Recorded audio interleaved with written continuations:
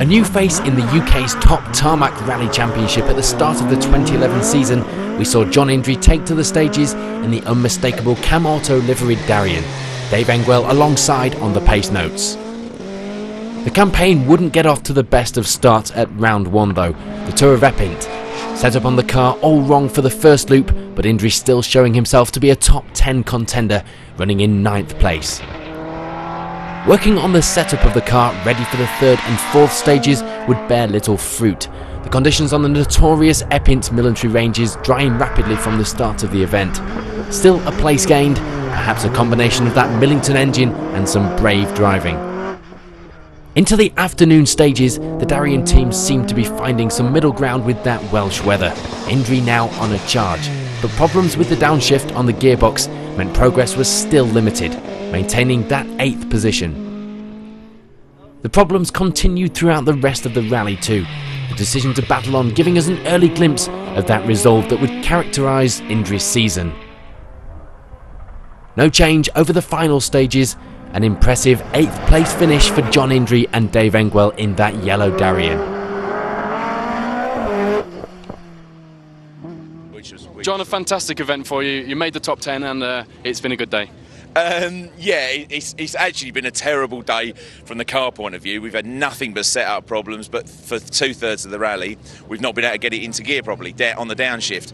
And it turns out we actually managed to get hold of the guy from Geartronics who does our system on the paddle shift, and one finger of grease on an actuator shaft, and it's cured it totally for the last stage. You just think, what if? But there you go. That's experience. You learn. An iconic rally awaited the crews for round 2 of the championship, Indri opting for local co-driver Pete Johnson on an event renowned for favouring those who know the roads. One thing not factored in though was whether or not the co-driver could keep up with the pace of that Darien. 5th place to start the day was a good time for stage 1, despite the co-driver struggling to keep his place in the notes. The Friday night stages well and truly threw the gauntlet down to the crews, with monsoon-like weather, difficult conditions to survive in, let alone compete. Impossible to get tyre choice right, so it's a case of holding on to 5th place on roads which were less than suited anyway to the racing car dynamics of the Darien. A safe, yet solid position from which to mount a challenge on day 2. Yeah.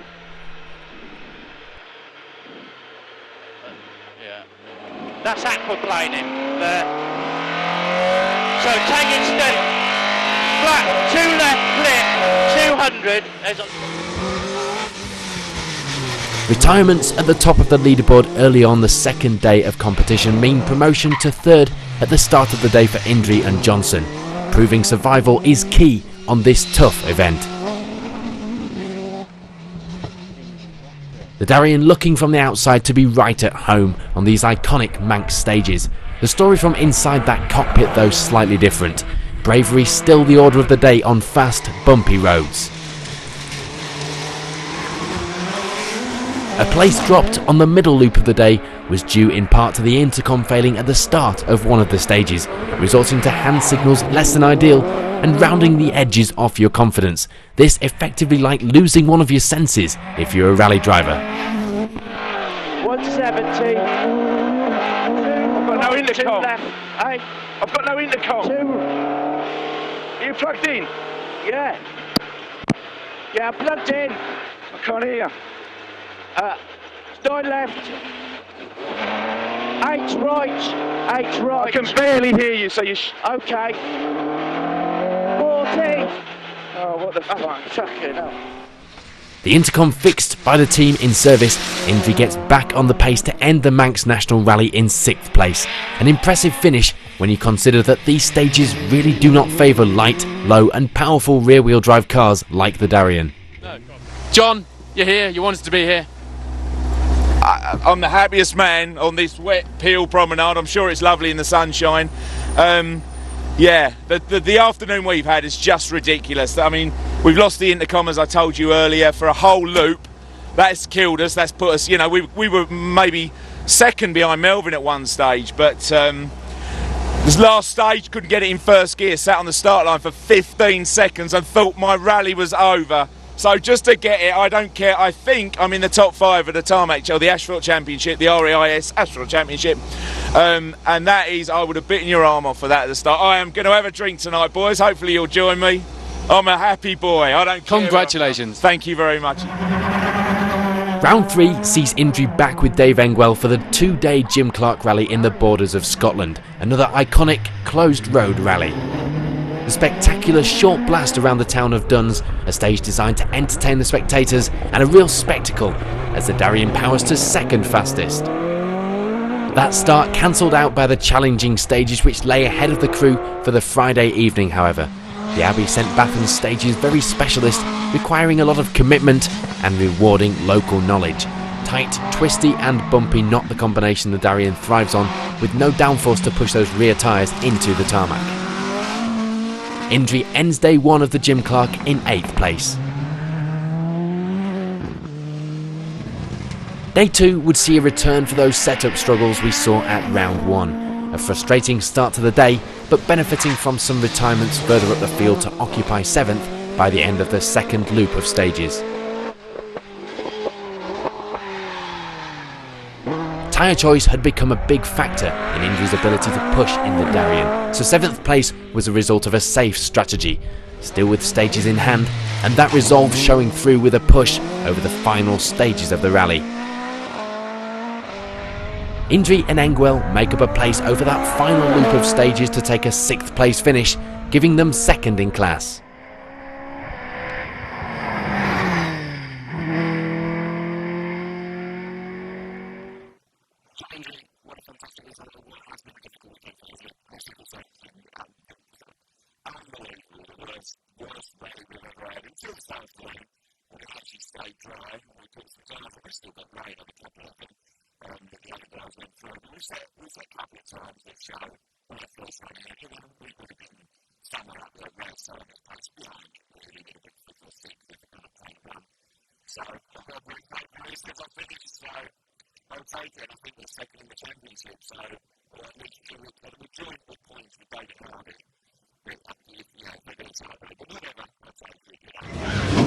Arriving in Hinckley for Rally of the Midlands, John Indri would be in good spirits. An event consisting of single venue style stages, perfectly suited, in theory, to a quick Darien.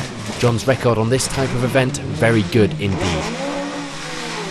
Another change of co-driver in John Harland. This time the team had put the lessons of Eppint and the Manx behind them to find a good setup for the early wet conditions.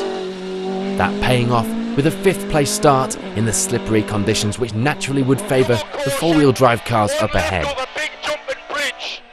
John clearly happy with a newfound confidence in the team's ability to set up the car perfectly for the conditions.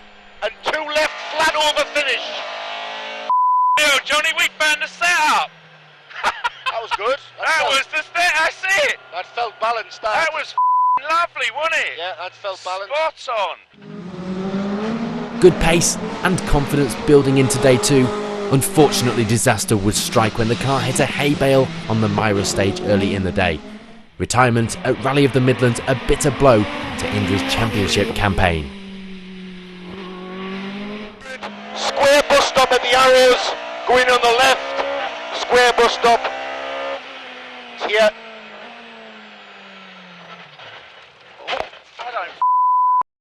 Not the cones out. There was a gap. All the way down. Oh, Sean. All the way down. All the way round the banking. Radiator. All the way round the banking. Has the radiator gone? I think so. Missing the Irish ALMC stages, round 6 would see the Darien driver back on terms with the military ranges, this time at the Otterburn-based Tyneside Stages rally. The development and setup of the car was getting more fluent as the season went on, and it showed here, with Indri taking the overall lead of the rally over the opening stages. Dave Engwell continuing that partnership on the notes.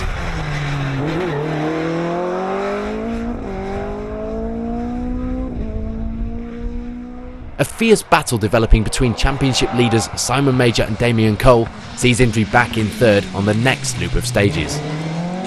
And with a clean run through the next handful of stages, the Essex man would hold on to that impressive third position, 25 seconds down on the lead, with victory still well within his sights and seemingly within reach of both car and driver.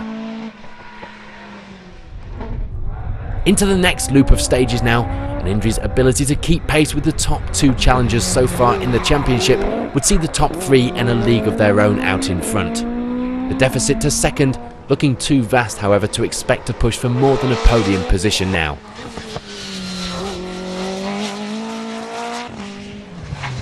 Over a dramatic few stages, Indri would seize the opportunity to snatch second from a struggling major, before slipping back into third to take the Darrian's best finish of the season and mark a turning point in the pace and handling of the car.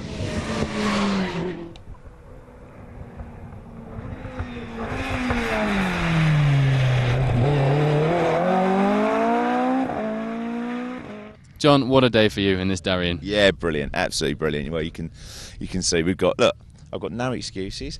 Well, I've got loads of excuses, obviously, but I'm happy. So yeah, I think we finished third or second. I don't even know where we finished, but we're almost definitely third in the championship. So, and there isn't, apart from that little hay bale at the end there, there's no scratch on the car, which is what we wanted to do. We know exactly what to do with this car now. These guys have driven, Damien and Simon have driven amazingly well.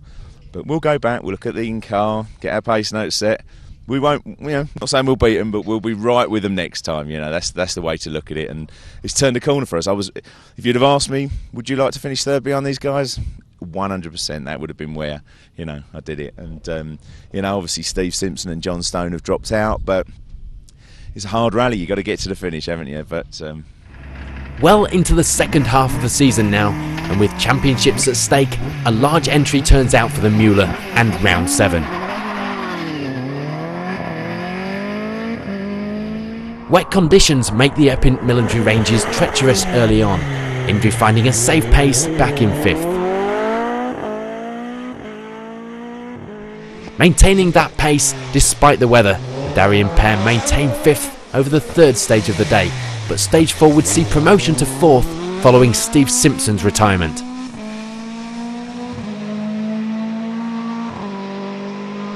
For the next handful of stages, Indri would keep his nerve on the ranges and hold a decent turn of pace to remain in that 4th position. No change over the final stages of the day, but suspicious noises from the gearbox enough to test Indri's nerves to the max as he brings the Darrian home, happy with 4th and a clear improvement on the championship's first visit to Epping at round 1.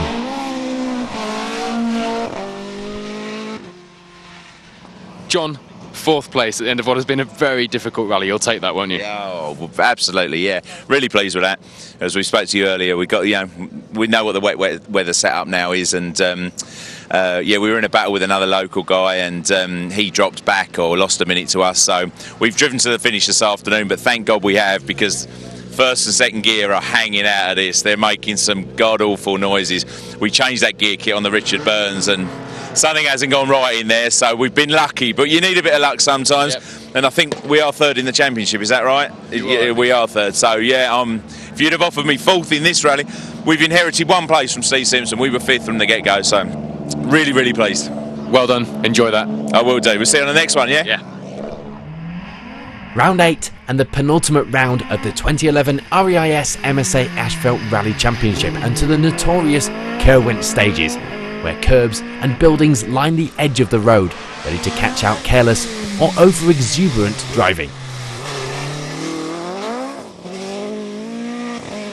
This event now crucial as Indri's championship moves into its final stages.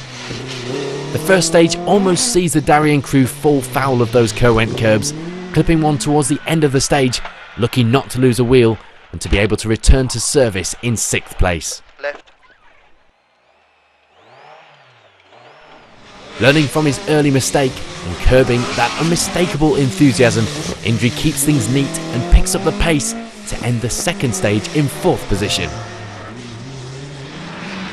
Watching the fight for the title unfold up ahead from a safe distance, the Darrian crew do anything but back off over the 3rd stage of the rally, now in a podium position and charging hard.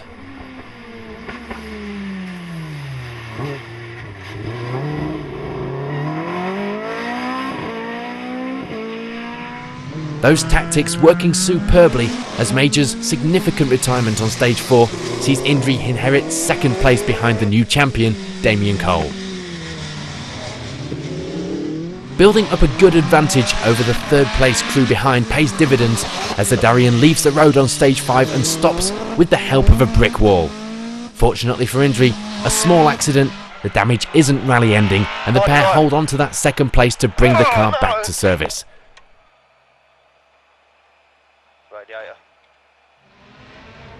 A fantastic finish sees Indri take second place and cement third position in the championship with 1 round still to go.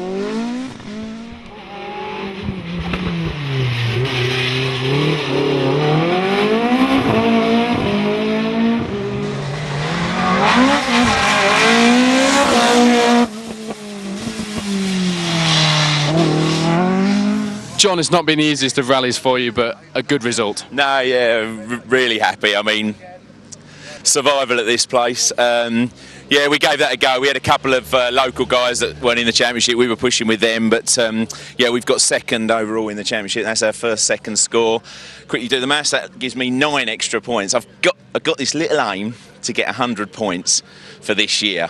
I think it probably means I have to win Otterburn, which is highly unlikely, but that's what we're going to do, you know, because 5 times 20 is 100, and that's what we're going to aim for. So we're going to go to the last round and really, I tell you what, we still learn with this. So, you know, we were running on the intermediate soft, but we've put slicks. I'm so nervous about this because of all those previous traction problems, but we've put the slicks on, and it's gone. On to the final round of the championship, and it's a return to the Otterburn military ranges for the Cheviot.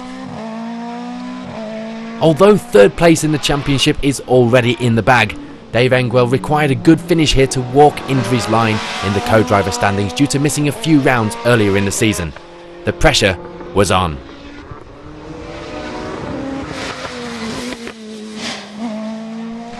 A great start to the event with third place. The conditions less than ideal on the stages. This proof, if it were needed, of the team's progress with that Darien through the season.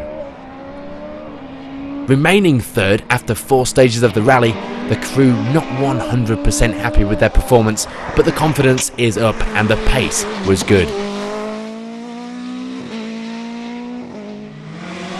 The next loop would see Indri still lying third, 40 seconds off the lead, but with anything still possible, having battled for position in the final stages of previous events. But at the end of a tough but rewarding rally, the Darien pair end the final round of the championship with third overall, securing Engwell's podium result for the Co-Drivers' Championship and completing a top 3 that mirrored the final championship leaderboard.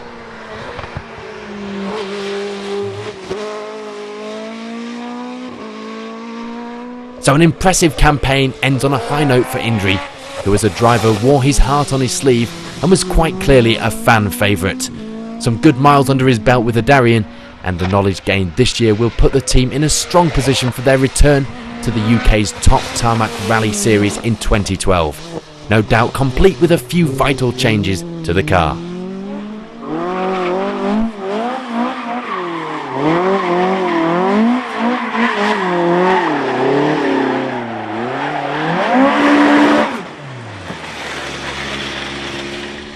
John, third place, and you really earned that today. Yeah, I did. You know, and you know, I think we've learned some stuff today. As I told you earlier, we're on 4-year-old tyres there and too thin on the back, but they work.